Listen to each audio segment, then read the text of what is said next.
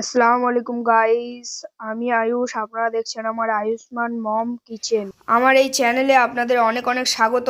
আজকে আমার মা রান্না করবে হচ্ছে কক মুরগি। হ্যাঁ, কক মুরগিটা ম্যারিনেট করার জন্য প্রথমে একটু লবণ দিলাম, তারপরে হলুদ দিলাম,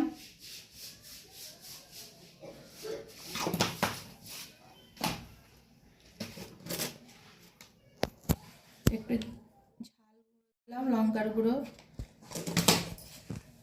হাতে কুটানো জিরা মরিচের গুঁড়ো দিলাম,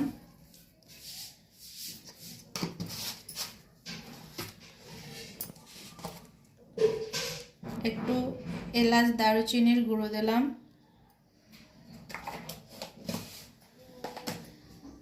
একটু তেল দিলাম।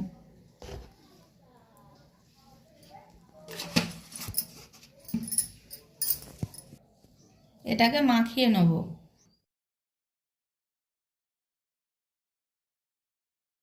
ম্যারিনেট করা হয়ে গিয়েছে, এবারে আমি একটা ঢাকনা দিয়ে চেপে রাখবো 10-15 মিনিট।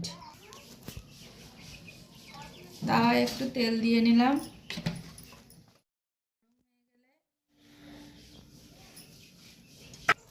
তেলটা গরম হয়ে গেলে একটু হলুদ দেবো,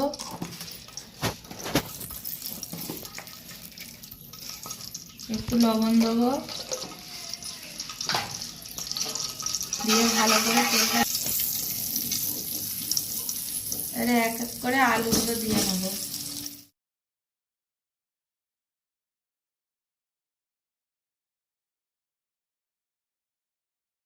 আলুগুলো ভেজে নেবো ভালো করে মাংস খাওয়ার জন্য, কারণ আমার ছেলে মাংসতে আলু পছন্দ করে।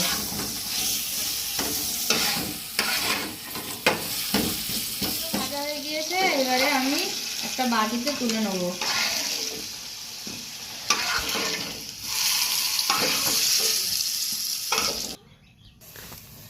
কক মুরগি রান্নার জন্য দুটো পেঁয়াজ কুচি করে নিয়েছি, দুটো শুকনো লঙ্কা নিয়েছি, আর একটা টমেটো কেটে নিয়েছি। যেহেতু কক মুরগি শক্ত, ওই জন্য আমি প্রেসার কুকারে রান্না করব। প্রেসার কুকারটা গরম হয়ে গেলে এইবারে আমি একটু তেল দিয়ে নেব। তেল দিয়ে নিলাম, দুটো শুকনো লঙ্কা দিয়ে দিলাম তেলে। শুকনো লঙ্কাটা লালি হয়ে গেলে কুচানো পেঁয়াজগুলো দিয়ে দেবো। 1 চামচ আর হাফ চামচ 1.5 চামচের মতন আদা রসুন বাটা দিয়ে দিলাম। ভালো করে ভেজে নেবো মশলাগুলো। তারপরে কুচানো টমেটোটা দিয়ে দেবো। ভালো করে এই উপকরণগুলো ভেজে নেব।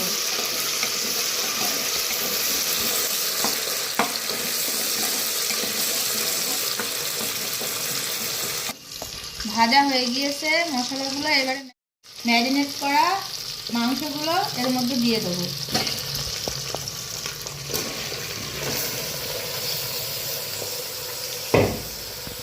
দিয়ে ভালো করে নাড়াচাড়া করে নেব।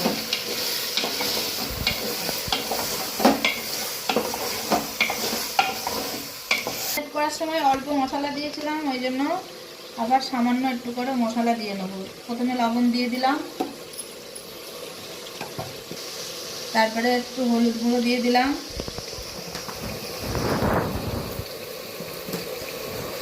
লঙ্কার গুঁড়ো দিয়ে দিলাম,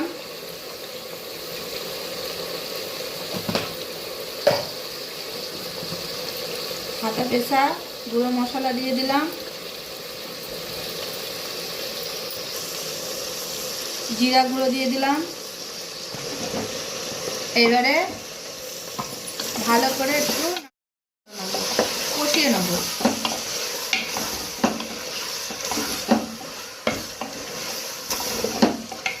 যত মাংস কষানো হবে তত মাংসের টেস্টটা বাড়বে। মাংস কষানো হচ্ছে, আর এইদিকে একটা কড়াইয়ে অল্প একটু পানি দিয়ে দিলাম।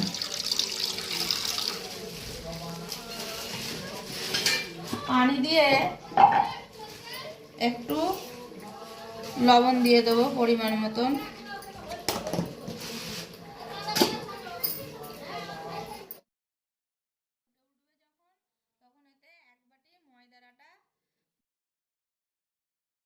নামিয়ে নেবো রুটি করার জন্য।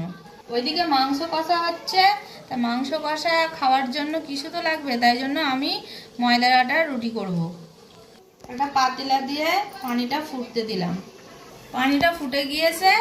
এইবারে আমি এক বাটি ময়দা এর মধ্যে দিয়ে দেবো, দিয়ে ভালো করে এরকম করে নেড়ে নেব। এটাকে বলে খামির করা, আটার খামির বলে।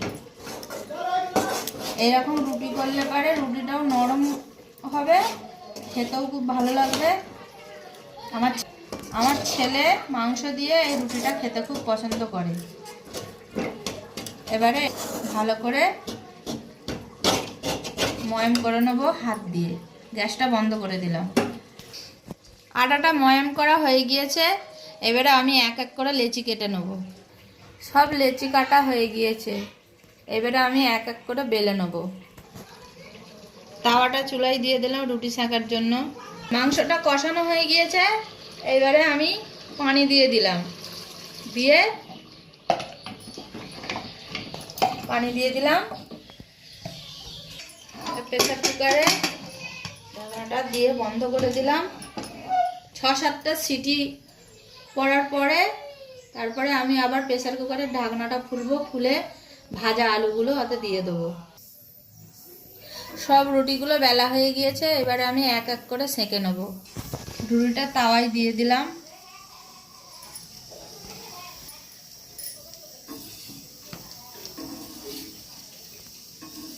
এবারে উল্টে দিলাম।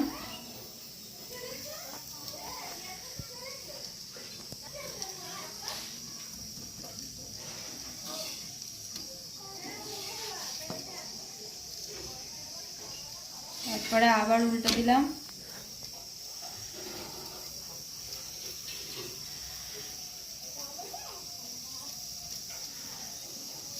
এবারে রুটিটা হয়ে গিয়েছে, রুটিটা দিয়ে দিলাম।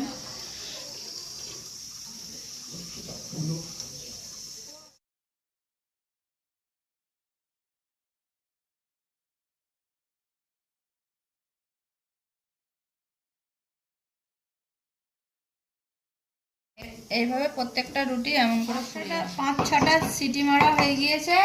এইবারে আমি ভাজা আলুগুলো দিয়ে দেবো এর মধ্যে, দিয়ে আবার 5-6টা সিটি মারবো, কারণ না হলে মাংসটা গলবে না। এই প্রেসার কুকারের ঢাকনাটা দিয়ে দিলাম।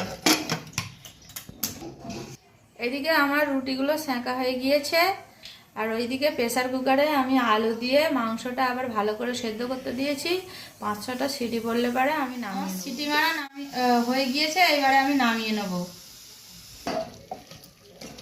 মাংসটা নামিয়ে নিয়েছি। এবারে এর ওপরে একটু জিরে গুঁড়ো ছড়িয়ে দেবো, টেস্টটা আরও সুন্দর হয়।